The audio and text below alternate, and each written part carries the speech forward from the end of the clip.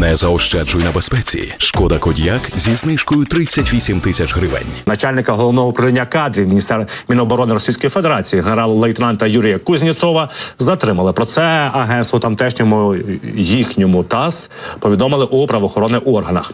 Генерал-лейтенанта Кузнєцова затримали як підозрюваного у кримінальному злочині. Розслідуванням справи займалося головне військове слідче управління. Слідчий звернувся до суду для обрання генералу запобіжного заходу у вигляді взяття під варту. За словами представника так званих правоохоронних органів, на робочому місці Кузнєцова, а також у його будинку було проведено обшуки. Інші подробиці кримінальної справи не повідомляються.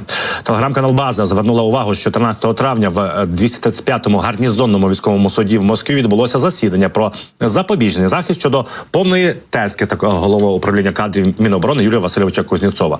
Результати засідання невідомі. Нагадаю, що з 2010 до 2023 року Кузнєцов обіймав посаду начальника 8-го управління Генерального штабу Збройних сил Росії. Цей орган займається питанням служби захисту державної таємниці у рамках Міністерства оборони, завідуючи спеціальним зв'язком, шифруванням та військовою цензурою. Кузнєцова було призначено на посаду начальника головного управління кадрів Міноборони Росії у травні 2023 року.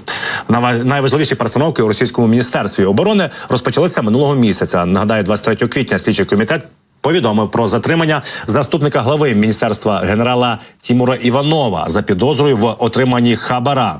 Нагадаю вам, що Іванов – це фактично називають його кошельком Шойгу, вже тепер колишнього міністра Іванова.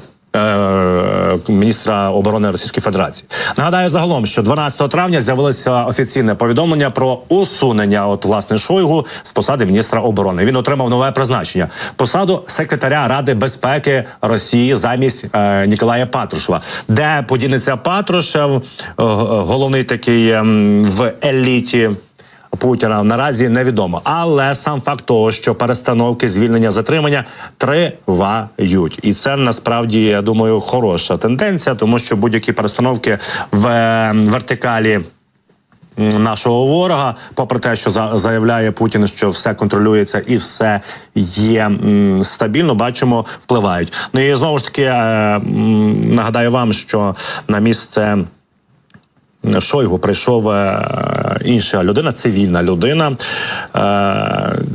для того, аби інтегрувати економіку Росії на військові рейки.